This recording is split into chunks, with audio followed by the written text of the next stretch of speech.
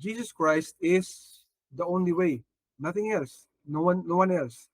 Jesus Christ is the only way why we are going to the church, why we are worshiping, why we are singing, why we are ministering. It is all because of Him. Ang Panginoon po ang dahilan ng lahat-lahat.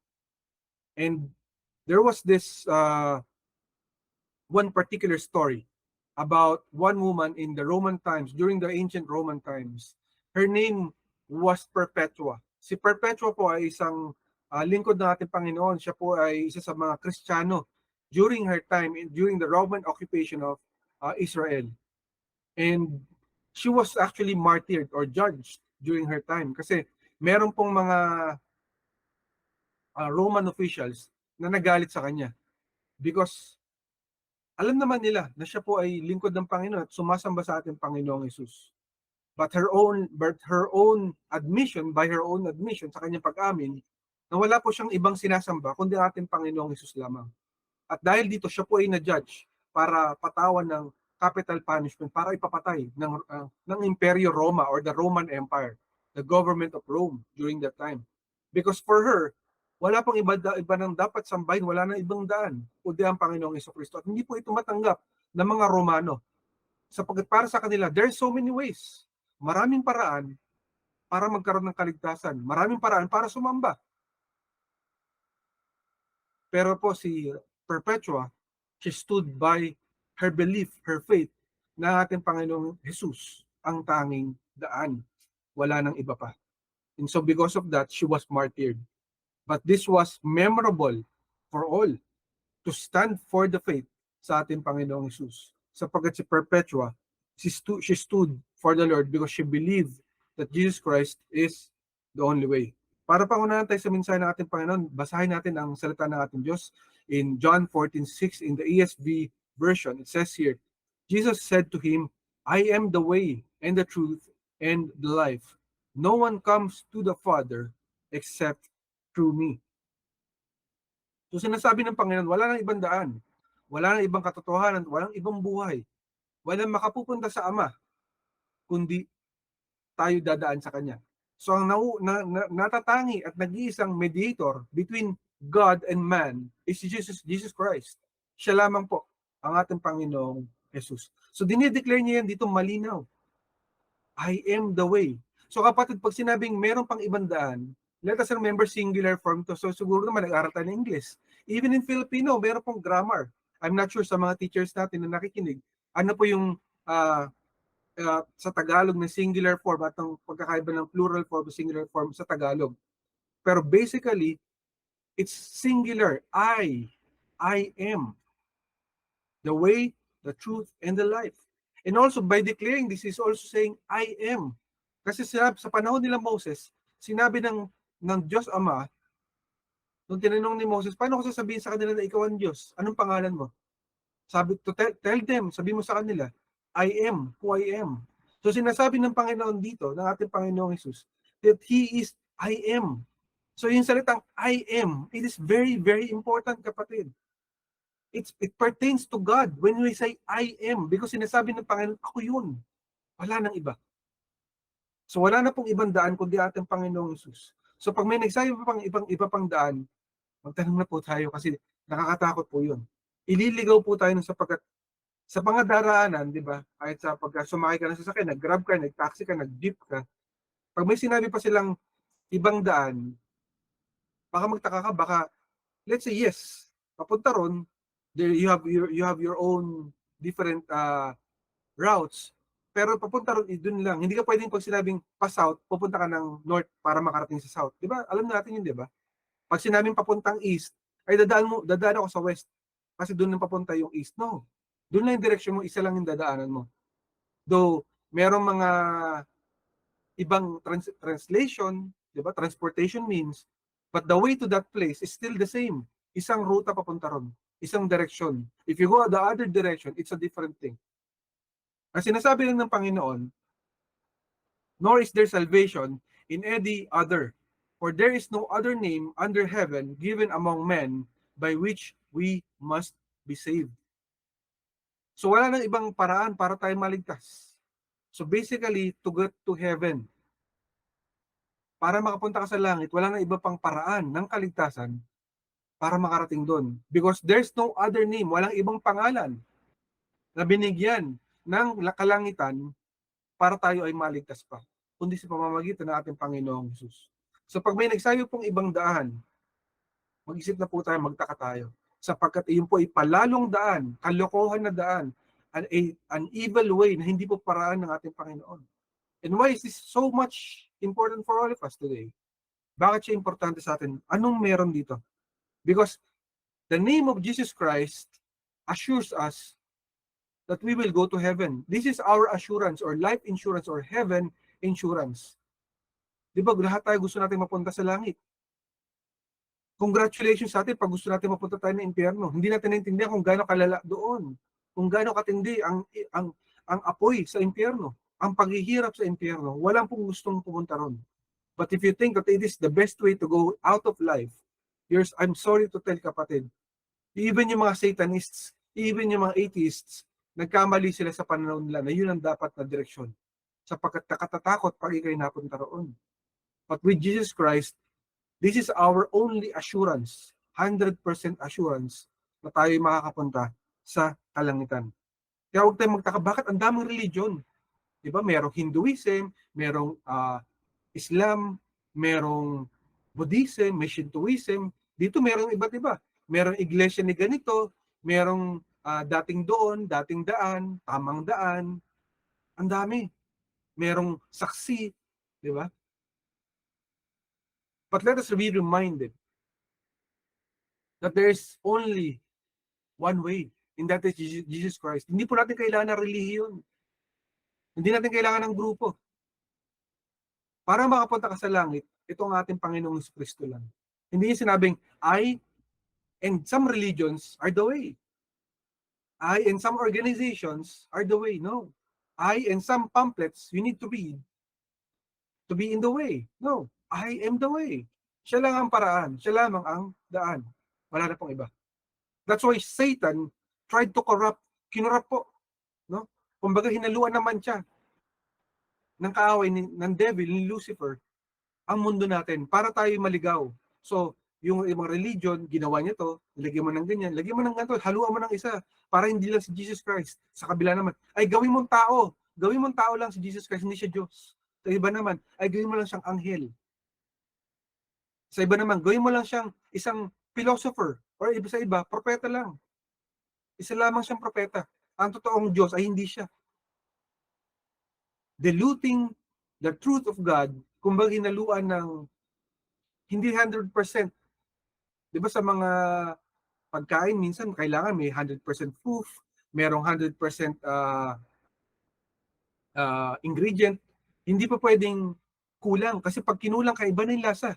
Yung ibang pagkain, pag nilagyan mo ng ganitong kadami, pwedeng ikamatay ng tao. Kasi baka malason. The same way, ganoon din sa katotohanan ng ating Panginoon. Pag ang Biblia ng ating Diyos ay hinaluan mo ng mga mali at hindi na tama, pwedeng ikalason ng buhay natin, pwede tayong mapahamak. And that's the design of Satan. Para tayo maligaw, haluan mo ng something. Kaya sabi ng ibang religion, kaya makakapunta naman sa langit siya kasi napakabait ng aking anak. Pupunta siya sa langit. Kapatid, hindi po kasama ang kabaitan sa pagpunta sa langit. Hindi po yan ang paraan. That should be a bunga or fruit ng pagsamba mo sa ating Panginoong Jesucristo. Dahil sinamba mo ang Panginoong Jesucristo, dahil nananampalataya ka sa Kanya, then, you will change. Magbabago ka. Pero pag sinabi mo na, mabait naman ako, kaya pupunta ako ng langit, no? You can do it by your own powers. It's impossible. Because lahat tayo ay wicked. Lahat tayo masama. Wala pong pwede magsabing ako'y banal. Kaya doon po siya nagsasabi na sila ay santo. No?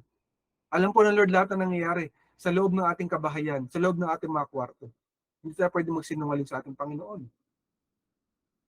Pero malino po sinasabi ng Panginoon, ng ating Diyos, ng ating Panginoong Jesucristo na siya lamang ang daan. So, we must declare that. Kasi marami po sa atin naniniwala na may marami pong paraan. But Jesus is the only way. And that's the very reason why we are here, why we are worshiping God every Sunday, every day, every second of our lives. Bakit tayo nagsasama-sama in spirit and in truth? Sapagkat ang ating Panginoon, ang ating Diyos, siya ang ating paraan. Sa Kanya tayo lamang ay naglilingkod. So, it's God's way or the highway. Kumbaga, ito lang yung daan papunta sa ating Panginoon, sa ating Diyos, or mamili ka, ibang highway puntahan mo. Maliligaw ka pa, maloloko ka pa, mapapahamak ka pa. So pipili lamang tayo ng tamang daan. At bakit kaya ang sinasabi ng Panginoon ay siya lamang ang ating daraanan, siya lamang sa kanya lamang tayo tutungo at didiretso. Wala nang iba pang shortcuts. Kasi mahilig tayo sa ganun, di ba? Lalo sa mga Filipino. Mahilig tayo sa diskarte, salitang diskarte. Kaya nangyayari, nagkakaroon pa ng korupsyon at pandaraya kasi diskarte lamang. Pwede ka naman dumiskarte. Dumiskarte ka na lang dito. Bigyan mo na lang ng konting pera para mapabilis ang transaction. Di ba? Pero sinasabi ng Panginoon, huwag na tayo mag-shortcut. In Exodus 20, 3-5, in the NET version, it says here, "You shall have no other gods before me. You shall not make for yourself a carved image or any likeness of anything that is in heaven above, or that is on the earth beneath, or that is in the water below. You shall not bow down to them or serve them, for I, the Lord your God, am a jealous God, responding to the transgression of fathers by dealing with children to the third and fourth generations of those who reject me."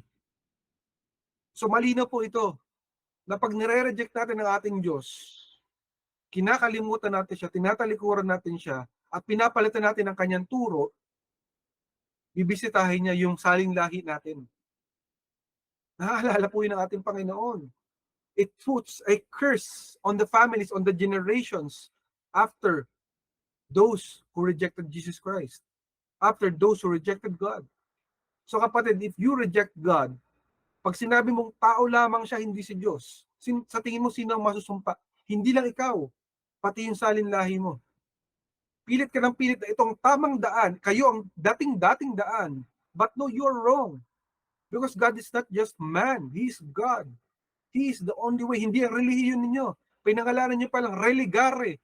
Diba? To bind together, sa pagsasama-sama natin, tayo makakarating sa Diyos. No. Why? Because religion can make mistakes. But God cannot make a mistake because He is perfect. Yung relihiyon nyo, magkakamali. Yung church ninyo, pwede magkamali yan. Yes, pwede magkamali ang mga pastors, pwede magkamali ang mga tao, pero si God hindi. So linawin natin yan. Sapagkat ang ating Panginoon ay a jealous God, hindi po siya seloso tulad ng asawa. Diba ang asawa natin, minsan ang boyfriend, ang girlfriend, nagsiselos. Nagagalit kapag akala niya meron tayong tinignang iba or meron tayong nagawang mali. Diba? Hindi. God is a jealous God. Because ayaw niya tayo mapahamak. Mahal niya tayo. He only ascribes worship for Himself. So pag sinasamba mo pa si Mary, sinasamba mo pa si Pedro, sinasamba mo pa ang mga ibang angels, nagagalit ang Diyos. Because ayaw kanya mapahamak. Kaya nga nung isa sa mga lingkod ng Panginoon ay lumuhod nung may nakitang angel, sabi ni angel, "Please, do not worship me because I am only a servant just like you." Now then, why are we worshiping Mary? Why are we worshiping Peter? Why are we worshiping other people that we are not supposed to pray to?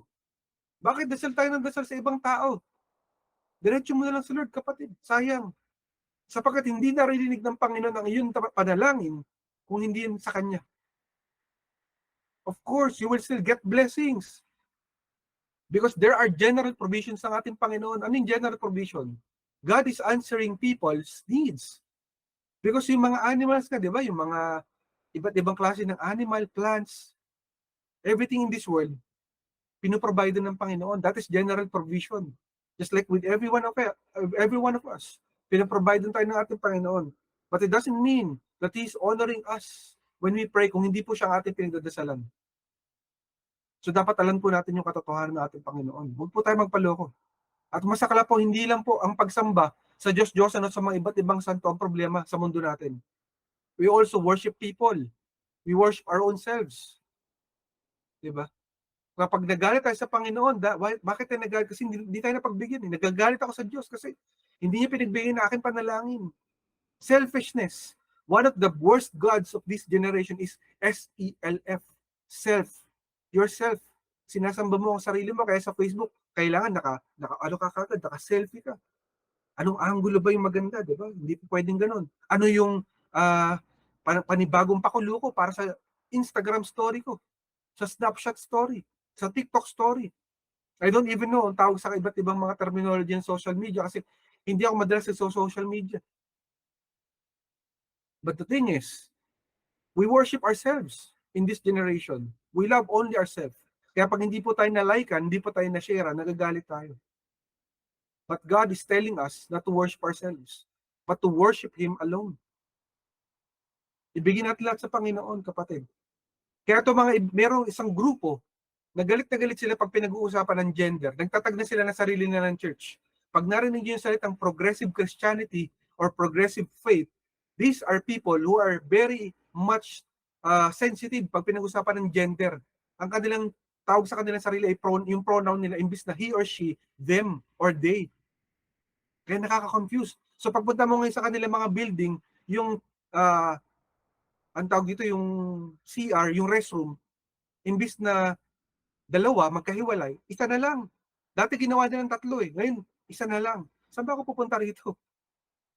Dito sa may ganito or ganyan. Kasi di ba, alam ko, technically, dapat, may pambabae, may panlalaki. Ngayon, dami na. So there was this progressive faith or progressive Christian pastor na sabi niya, hindi po totoong there is only one way. Hindi po kiniklaim daw ni Jesus Christ na there is only one way. Ang sabi niya, there are many ways to God. There are many ways. Hindi po sinabi rin ni Jesus Christ. Ang hindi natin maintindihan sa pastor na to, nasaan niya binasa yung salita na yun? Samantalang malinaw na malinaw, sabi ng Panginoon, I am the way, the truth, and the life. No one comes to the Father except through me, except. The word except is there. Malinaw or but. So malinaw na sinasabi ng Panginoon, siya lamang ang daan. Pero ang ginagawa nila, dinodoktor pa nila. Tulad ni Santo Papa. Pinipilit ni Santo Papa na hindi na raw naaako ang Biblia ng Panginoon. Di ba? This guy is creating a new doctrine o bagong doktrina na hindi galing sa ating Panginoon. Creating his own ways. Yan po nangyayari. When that is not even the Lord's way. So malinaw po na sinasabi sa atin ng Panginoon na siya lamang ang daan. Huwag natin doktorin. Huwag natin palitan. Kaya ito pong yung progressive faith na pastor na to, nasa isang conference siya, nagsasalita po siya bilang pastor doon. Sabi niya, wala pong ibang mas makakaintindi pa na nung salitang dying to self. Kasi sinabing dying to self, that is only Jesus Christ, di ba? Ang Panginoong Jesus nagpakamatay para sa ating lahat. To save us from our sins. Para isave tayo, ilayo tayo sa impyerno, makapunta tayo sa langit balang araw. So itong pastor to, habang nag-i-speak siya, sabi niya, no one understand the dying to self other than, sabi niya ganon, our gender, sabi niya ganon. Tayo, sabi niya yung gender natin.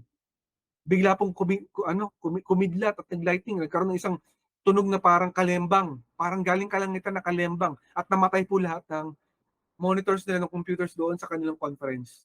Tapos bumalik after a few seconds. Sabi niya, hindi po galit ang Diyos sa atin. Hindi po yan ang sign na galit ang Diyos sa atin. Hindi ba? Harap-harapan na pinaparamdam sa inyo ng Diyos, hindi pa kayo pinupuksa, hindi pa kayo pinapatay harap-harapan, hindi pa kayo magbago. Magbago na kayo. Harap-harapan na pinapakita sa inyo ng Diyos, ito ako, buhay ako. Huwag niyong pakialaman ng aking salita. Huwag niyong baguhin, huwag niyong doktorin. Because I am the only way. And yet, harap-harapan na hindi pa nila nakikita. So may God have mercy on these people that they will understand the truth of the Lord. Sa kapagkat kawawa sila, no? Kung hindi nila kikilalanin ng ating Panginoong Hesus. God does not look at our situation, ano man tayo, saan tayo nanggaling, para importante na tayo sumunod sa ating Panginoon. So when whatever it is that we talk about, about gender, about politics, about business, about family, let us be reminded na ang Panginoon ang ating bida. Ang Diyos po ang ating bida, ang ating Panginoong Hesus. Hindi po tayo. No? Let us look at our focus points for today. Of all the other gods, why Jesus? Bakit ang ating Panginoong Hesus? Sabi nga nung isa nakausap ko dati na isang atheist, agnostic, pero pinapangalanda ka niya sa mga tao, hindi raw siya atheist, hindi raw siya agnostic. Pero sabi ng tao na to, there are many ways to God. Maraming papuntang paraan papunta sa Diyos. Sabi ko sa kanya, hindi. Isa lang. There's only one way to God, and that is Jesus Christ. Sabi ko sa kanya ganun. I cannot believe it. But today, we will understand bakit, no? Bakit of all gods in this world, bakit ang ating Panginoong Hesus lamang? Pangalawa, the very reason why we live is Jesus. Bakit tayo nabubuhay? Bakit tayo humihinga? Bakit tayo nandirito lahat? Ang tanging dahilan lamang ating Panginoong Hesus. Siya ang very reason why we are all here. Siya po ang dahilan. So of all the other gods, why Jesus? It says here, kapatid, in Isaiah 43:10 to 11 in the NLT version, "But you are my witnesses, O Israel, says the Lord. You are my servant. You have been chosen to know me. Believe in me and understand that I alone am God. There is no other God. There never has been, and there never will be. Yes, I am the Lord, and there is no other Savior." Ayan. So malinaw na po na there is a claim, no, by Jesus Christ that He is God. Kaya nga nung may nagtanong sa kanila, who are you? Sabi nilang ganun. That you're speaking about Moses, and that mas nauna ka pa kay Abraham at Moses. Hindi nila maintindihan si Jesus Christ na sinasabi niya, before pa si Abraham, before pa nangyari lahat ng bagay, ako na, I am. Sinasabi niya, I am. Hindi nila maintindihan. So sabi niya, sabi ni Jesus Christ sa kanila, sa mga Pharisees, I and the Father are one. He equated himself na equal siya ng Diyos Ama. Equal sila. Yun ang sabi niya. So sinasabi ng ating Panginoon dito, this is Lumang Tipan, Old Testament, Isaiah. I am the Savior. Apart from me, there is no other. So right now, Jesus Christ is claiming that He is the Savior. Diba? So if He is claiming that He is the Savior, then He is. Bakit kapatid, bakit hindi pa po pwedeng isama na natin to? Kasi kawawa naman si Mary, isama na natin. Isama na natin si San ganito. Di ba? Si San Gabriel, di ganon. Isama na natin. Di San Miguel. Isama na natin si ganito. Si Felix, isama na natin. Si Smith, isama na natin. Si Kibuloy, isama na natin. The sunshine of God, sabi nila. Isama na natin si Jim Jones. Isama na natin lahat ng pwede isama para medyo parang Justice League ang dating. Diba? Parang Avengers. Marami, mas malakas. God does not need anyone. God needs only Himself. Because He is self-sufficient. He does not need us or need our help to be God Himself. Because He is God alone. Yan po dapat natin maintindihan. And bakit si Jesus Christ ng paraan? Bakit siya ang way? Kapatid, one thing that you have to understand, kapatid, is there is no solution. Kapag sinabi po ng ibang relihiyon na si Jesus Christ, tulad ng sinasabi ng Iglesia ni Cristo, na ang Panginoong Jesucristo ay tao lamang. Sabi ng Jehovah's Witnesses that Jesus Christ is only like an angel. At sabi ng Islam, ng ating Panginoong Jesus ay isa lamang propeta. There's something wrong with that. May mali. Why?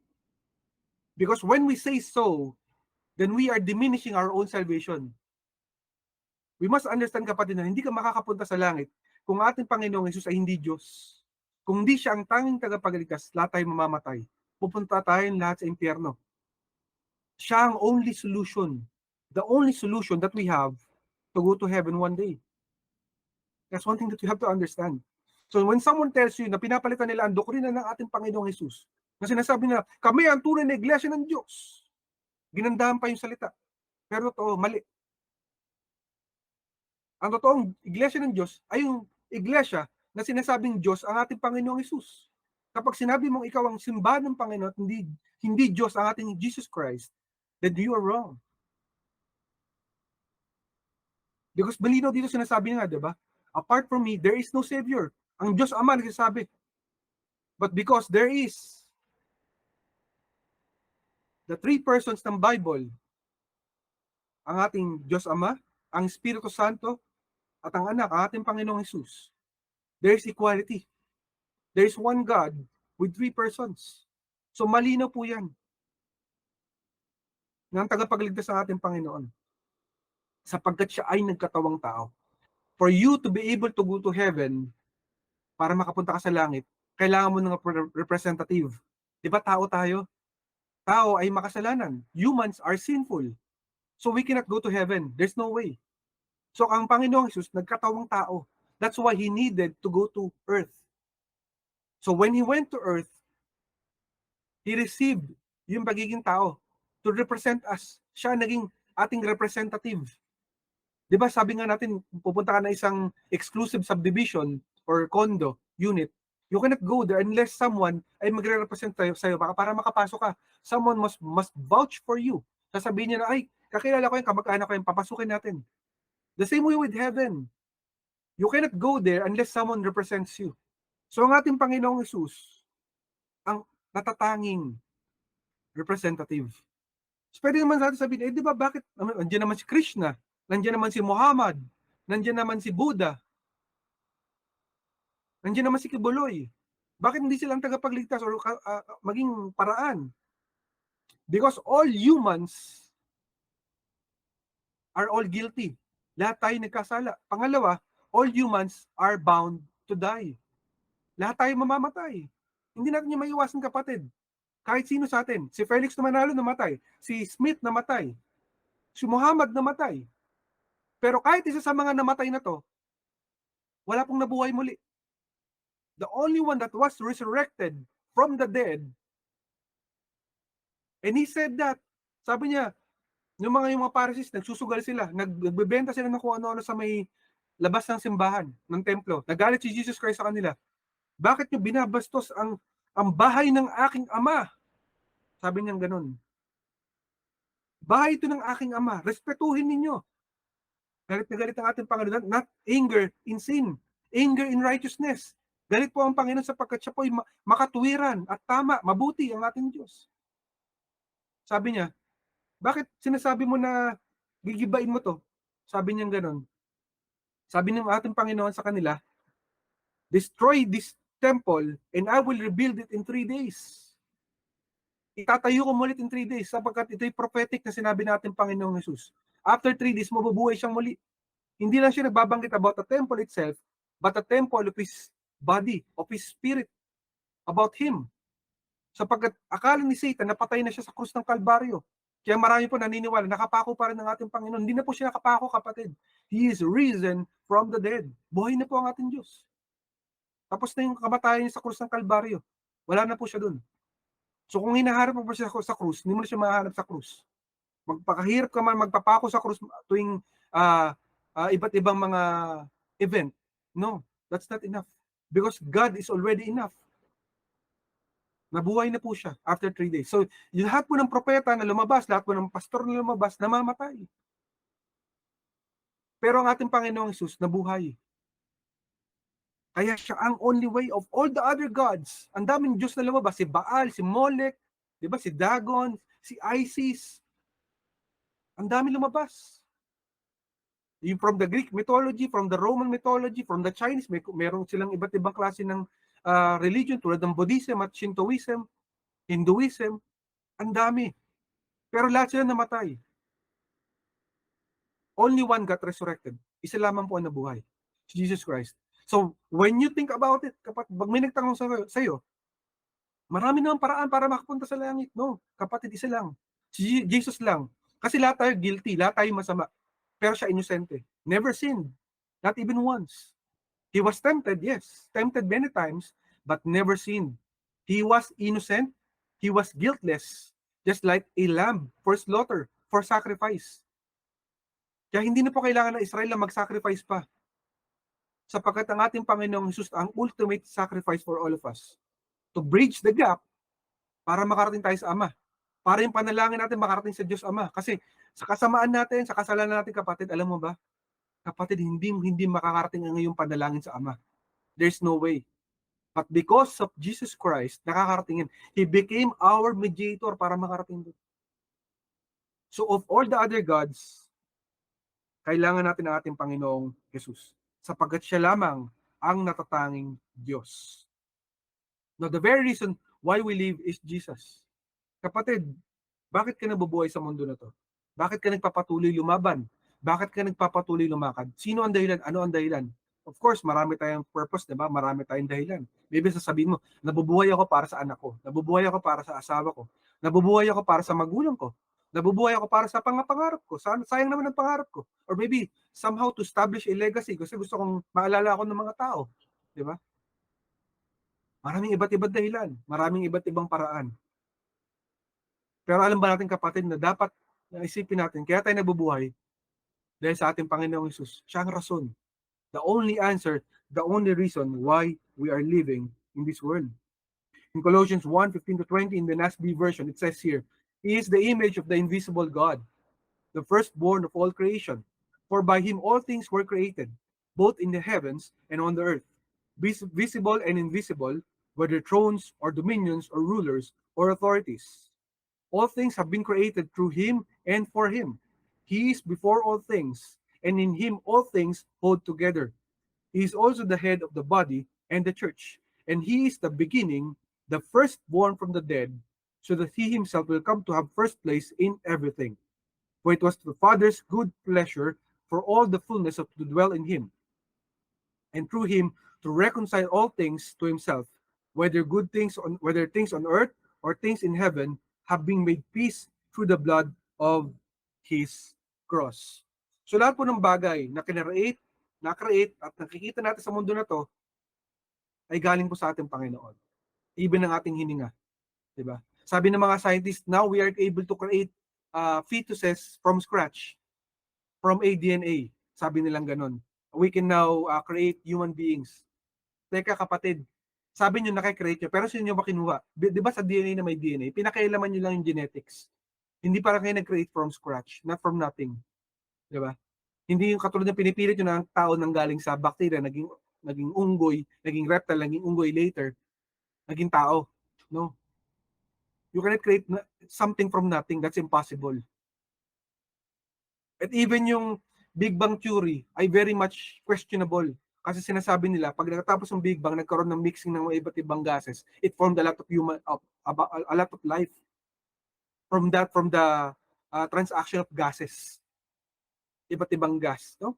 Subukan mo mag-create ng mga iba't ibang gas pag sama-sama, pasabugin mo lahat ng gas, kung makaka-create ka ng buhay. No? You can create life from nothing. It's impossible. Sapagkat lahat po ng bagay nang galing sa ating Panginoong Hesus. Because He breathed life. Galing po ang buhay sa ating Panginoon. He created things by His own word. When He spoke, then it was created. Kaya sabi niya, di ba? Let there be light. Di ba? Sinabi ng Panginoon. Nung sinabi niya yun, from His mouth, then there is power. There is life. Sa Kanya nang galing lahat ng bagay. So tataka po na bakit sa ang ating Panginoong Hesus ang daan, ang paraan? Eh di ba, pinangalak lamang siya ni Mary. Nanggaling siya kay Mary at Joseph at dapat nating sambahin si Mary at si Joseph. No. You cannot worship those people. God bless those people for their lives that they have given for the Lord. They are blessed people because of all the people, they were used by the Lord. They served the Lord well, but they are not gods. Mary is not a god. She's not divine.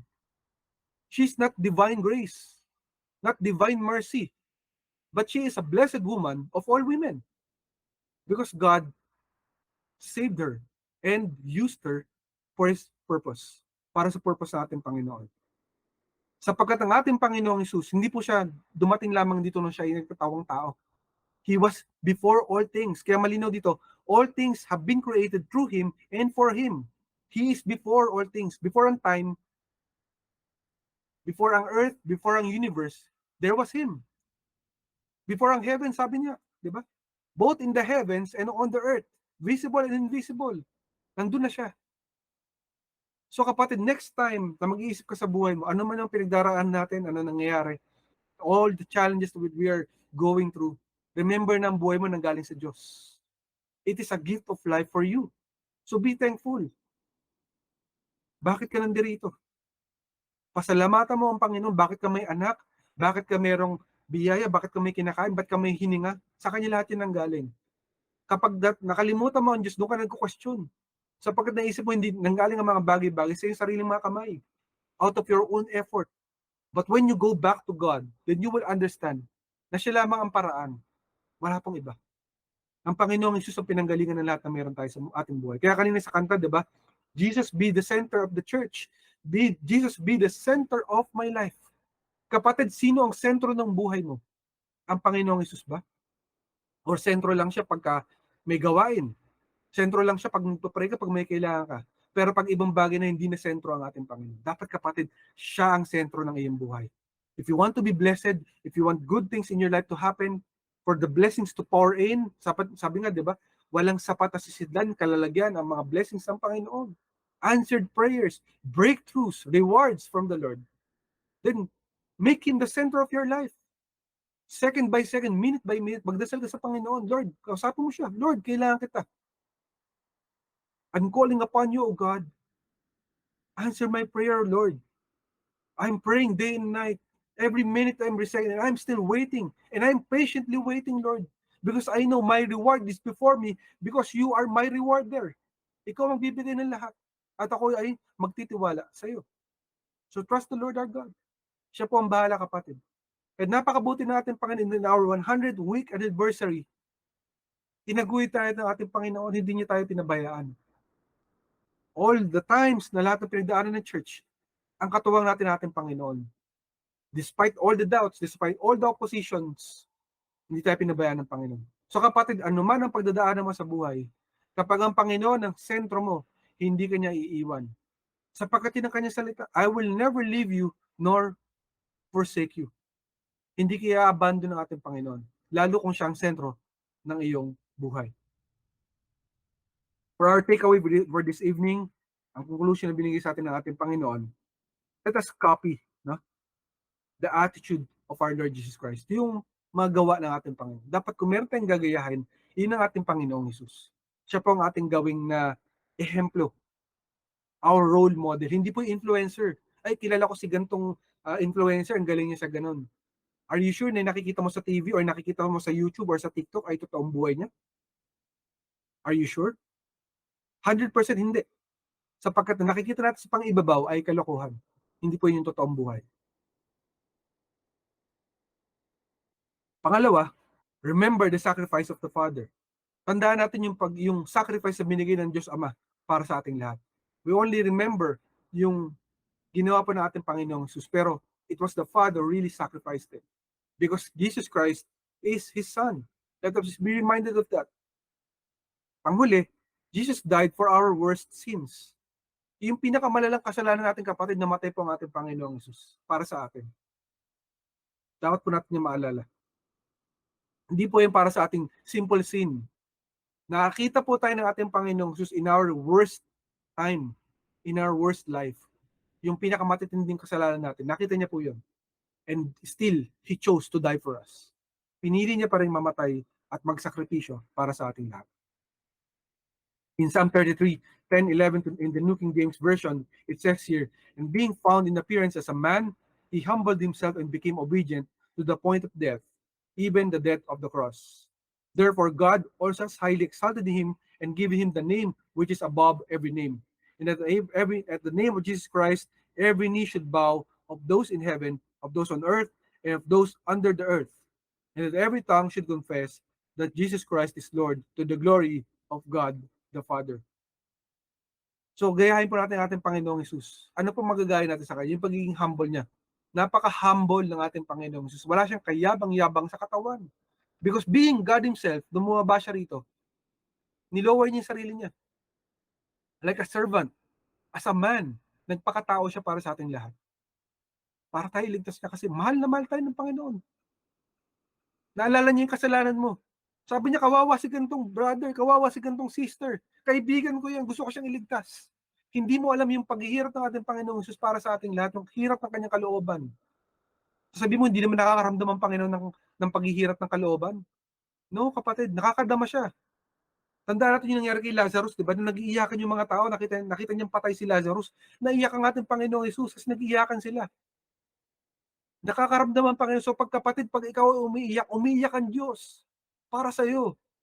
Kasi alam niyo yung nararamdaman mo eh. If only you will understand na ang paraan sa kasagutan sa iyong mga panalangin, sa iyong mga problema ay ang ating Panginoong Jesus. Kasi marami sa atin, hindi natin kilala ang ating Panginoon Diyos. Kilala lang natin siya pag may problema na tayo, pag may kailangan na tayo. And kapag dumating ang tukso, ayaw na natin si Diyos.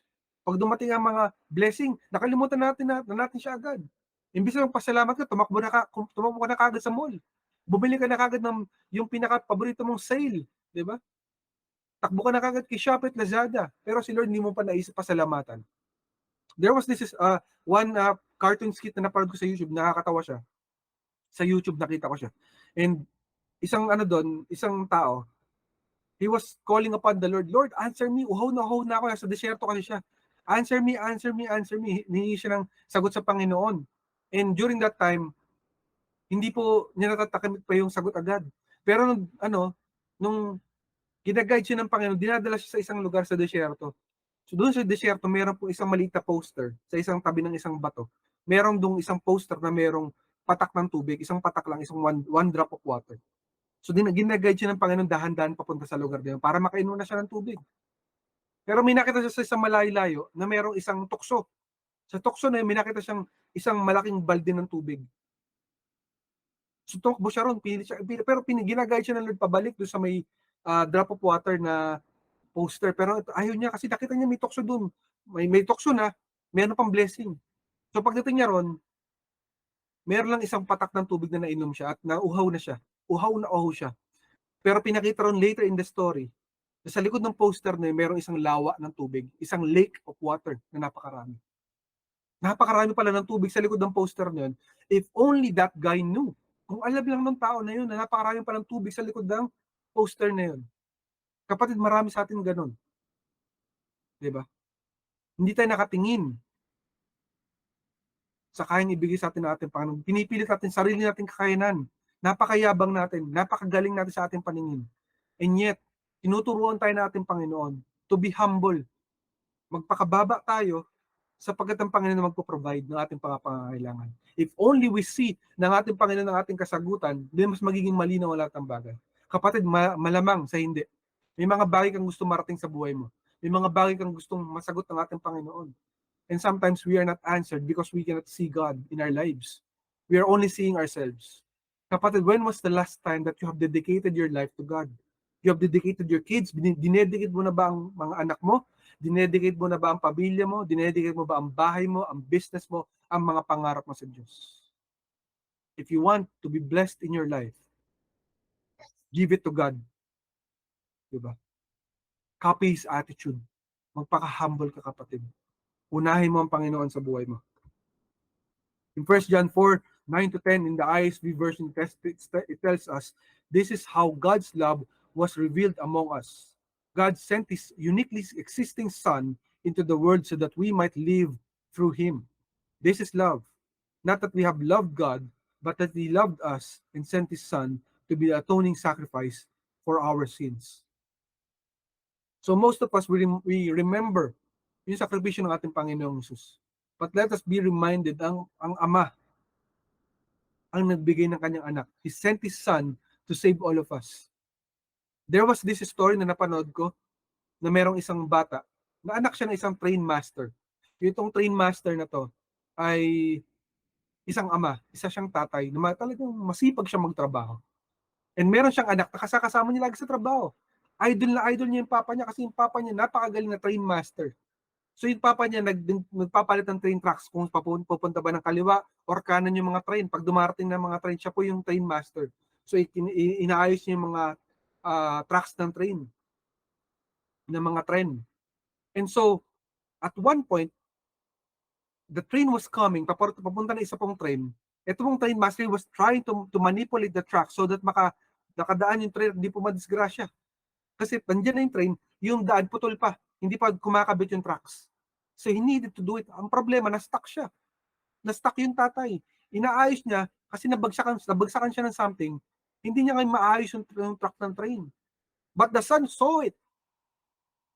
Nakita po yun ng anak. And knowing kung anong ginagawa ng tatay niya, ito pong anak tumakbo po sa tracks mismo. Pumunta siya sa train kasi meron dong emergency button para po manipulate itong tracks ng train. So sa pag-manipulate po ng bata, na iligtas po yung mga tao sa train, na i-manipulate po yung tracks at nakadaan po yung train ng tama. But the problem was, the kid died. He was sacrificed because nalaglag siya sa tracks ng train habang inayos niya yung tracks ng train. And I saw doon sa video kung gaano po umiyak ng gusto yung ama because his only son died. And during that time, dumadaan na yung train, mayroon po isang nanay na may hawak-hawak siyang bata. No? But during that time, she was a drug addict. Sobra pong masalimuot ang buhay ng tao na to. Pero at that point in time, that woman saw the father doon sa may stasyon ng tren na umiiyak, humahagulgol sa iyak itong tatay na to. She saw yung tatay na nawalan ng tatay, ng anak. And then later on, we know, the news came na namatay nga yung bata doon sa story na yun. Later on sa story, pinakita po yung tatay, naglalakad siya. He was trying to recover from what happened in his life na namatayan siya ng anak. And then dumaan po yung isang babae. He recognized that woman na nakita niya sa train na dumaan yung train na yun noon. At na-recognize niya ng babae yung train master. Ito yung train master na namatayan ng anak. Pero po, hawak-hawak po ng babae na yun, yung bata na anak niya. At habang dumadaan po sila, yung bata po na hawak niya, nag-hi po doon sa tatay.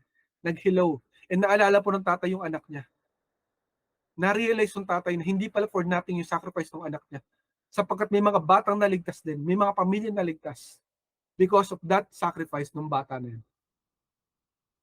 That wonderful story reminds us na binigay po ng ating Ama, ng Diyos Ama, ang buhay ng kanyang anak para sa ating lahat.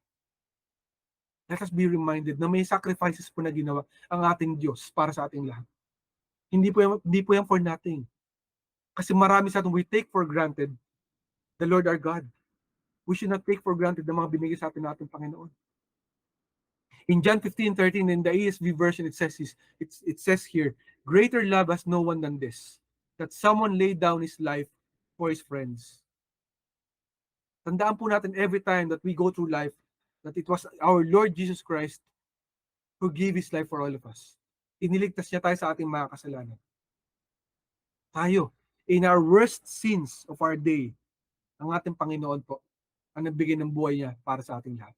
Of course, sabi nga natin, di ba, there are heroes in our lifetime. May mga tao magsasakripisyo ng buhay natin para sa atin. Sabi nga, ang tatay, ang nanay, pwede magsakripisyo ng buhay nila para sa kanilang mga anak. Pwede yung mangyari. But no one will sacrifice their lives for you if you are a bad person. If you are an evil person, sa tingin mo, sino magsasacrifice ng buhay niya para sa'yo? Wala, kapatid. Kapag ikaw na ang pinakamasamang tao sa mundo na to, no one can do it for you except God, except Christ Himself. So it was Jesus Christ who gave us that way para makarating po sa langit one day. Siya lang po ang may kakayanang gumawa niya at siya lamang ang gumawa niyan para sa ating lahat, kapatid. Yan dapat ating maintindihan. Jesus paid for all our sins. Binayaran po ng ating Panginoon lahat ng ating mga kasalanan because He is the only way to the Father in heaven. Let us be reminded of that, kapatid. And sa pagpatuloy ng ating mensahe, let us also remind ourselves that Jesus did not conform to the way of the world. So marami kasi sa atin gusto natin go with the flow na lang. Ito na lang to. Okay na to. Sumunod na lang tayo kung ano yung sinasabi ng New World Order, kung ano sinasabi ng media, kung ano sinabi ng artista. Sundin na lang natin para maging maginhawa ang ating buhay. But no. Tandaan natin, di ba, yung kapag nag-post sa social media ngayon, sa Facebook, sa Twitter, ng something na hindi agree ang Facebook or Twitter, sasabihin nila, isusulat nila doon, this post does not conform with the community standards. So this post was removed or this account was banned. But the thing is, Jesus Christ did not conform to the community standards during His time. Hindi po sumunod ang ating Panginoong Jesus sa standards ng prevailing standards ng community niya. Ng mga Pharisees, nung sinabi ng mga Pharisees na, you are not God, you are not the Messiah, you are just the son of the Jewish carpenter and that woman Mary. Pero sabi ng Panginoong Jesus, I am who I am. I and the Father am one. So malinaw po sinasabi ng Panginoon, huwag tayo sumunod sa sinasabi ng ating generation. Tayo po dapat ay lumagpas or maging above what they are talking about. Hindi po tayo dapat naging tagusunod-sunod lamang. Dapat po tayo magpatuloy, magbigay ng salita ng ating Panginoon Diyos. Be the voice in the wilderness. Kung pag sinabi na nilang lahat na sumunod na lang tayo, hindi, tayo po ang tatayo. Sasabihin natin, no, hindi po sinabi nila, gagawin natin to, gagawin na natin lahat. E paano kung ikamamatay para natin itong lahat? Mamamatay pala tayo pag ginawa natin to. Ba't natin susundin yan? Hindi po sinabing submit to government, submit to them and worship them. Tinasabihan po tayo ng ating Panginoon, question them when they are doing wrong. Sapagkat ang ating Panginoon dapat na maging priority number 1 sa ating mga buhay. So hindi po ang gobyerno, hindi po ang mga iba't ibang tao, kundi ang ating Panginoong Hesus. Siya po ang first priority nating lahat. And Jesus offers His salvation to everyone else. But in this way, yung way na ito na pinapakita sa atin natin Panginoong Hesus, sino kaya magbibigay sa kanila ng way na to? Sino kaya magsasabi sa kanila that there is only one way, and that is Jesus Christ? Kapatid, kailan ka huling nag-share ng salita ng Panginoon sa iyong mga kamag-anak? Sa iyong mga kapitbahay? Sa iyong mga kaskwela? Sa iyong mga katrabaho? Sa iyong mga kabisnes? O tinatago mo ang Panginoong Hesus? So kapatid, be that voice. Prepare the way for the Lord. No? Prepare the way for our Lord. Because this is your very purpose. To share the true way. And that way is only Jesus Christ. Your purpose, your life, is for Jesus Christ alone. Kapatid, kailan mo pa yung gagawin? Jesus is speaking to you today. Let us do it, kapatid. Yan po ang mensahe ng ating Panginoon na buhay. Salamat sa kanyang mensahe. Salamat sa Word of God that He has given us, Panginoon. Salamat po. And kapatid, maybe this is the first time that you are listening to this message. Maybe you do not know me. You do not know Ancient Doors Church, or more or worst, baka hindi mo kilala ang ating Panginoong Hesus. This is not an accident, kapatid, na nandito ka at nakikinig. Maybe nakikinig ka sa bilang kapitbahay sa mga nakikinig nating kapatiran, or maybe nakikinig ka via social media platforms into this message. Kapatid, someone loves you. May nagmamahal sa iyo. Hindi po kawalan ng pag-asa. Sapagkat mayroong magbibigay sa iyo ng pag-asa, mayroong magbibigay sa iyo ng buhay kung magtitiwala ka lamang sa Kanya. At wala yung iba kundi ang ating Panginoong Hesus. Kapatid, He gave His life for you 2,000 years ago para bigyan ka ng kaligtasan, makapunta ka sa langit balang araw. If only you will believe in Him. Sapagkat kapatid, tayong lahat na nandito sa mundo ay may destinasyon. Dalawa lamang ang ating destinasyon. Ang destinasyon natin ay either pupunta ka sa impyerno o pupunta ka sa langit. And for sure, ayaw mong pupunta sa impyerno. Para makapunta ka sa langit, there is a process to go there. And that is the way of Jesus Christ, the only way. He is the only way, kapatid. Kung ikaw hihingi ng tawad sa mga kasalanan mo, tatanggapin mo siya bilang Diyos sa tagapagligtas ng iyong buhay, bilang Panginoon, at ikaw'y mananampalataya sa Kanya today, ng buong puso't isip at kaluluwa mo. Then, kapatid, you will receive the free gift of salvation. Makakapunta ka sa langit balang araw. Kapatid, if you want to receive that free gift mula sa ating Panginoon, pray with me. Let us pray, kapatid, at tayo ay pangunahan ng ating Panginoon. Panginoon Diyos, Panginoong Diyos, aking tagapagligtas. aking tagapagligtas. Humihingi ako ng tawad Humihingi ako ng tawad sa lahat-lahat na aking mga kasalanan. sa lahat-lahat ng aking mga kasalanan. Patawarin mo po ako, Panginoon. Tawarin mo po ako, Panginoon. Tinatanggap kita Tinatanggap kita bilang aking Panginoon, bilang aking Panginoon, Diyos at tagapagligtas. Diyos at tagapagligtas. Tinatanggap kita Tinatanggap kita ng buong isip, puso at kaluluwa. ng buong isip, puso at kaluluwa. Salamat, Panginoon, Salamat, Panginoon, sa buhay na walang hanggan na regalo mo. sa buhay na walang hanggan na regalo mo. Alam ko balang araw, Alam ko balang araw, makakasama kita sa langit. makakasama kita sa langit. At habang nandirito pa ako sa lupa, At habang nandirito pa ako sa lupa, ay tulungan mo ako magbago ay tulungan mo akong magbago at maging mabuting tao sa pamamagitan ng Espiritu Santo. at maging mabuting tao sa pamamagitan ng Espiritu Santo. Salamat, Panginoon, Salamat, Panginoon, sa pagkamatay mo sa krus ng Kalbaryo. sa pagkamatay mo sa krus ng Kalbaryo. Nananampalataya ako sa iyo. Nananampalataya ako sa iyo. Ito ang aking panalangin Ito ang aking panalangin sa pangalan ni Jesus. sa pangalan ni Jesus. Amen, amen at amen. Amen. Amen. Maraming po salamat sa ating Panginoon na buhay. Kapatid, congratulations sa iyo.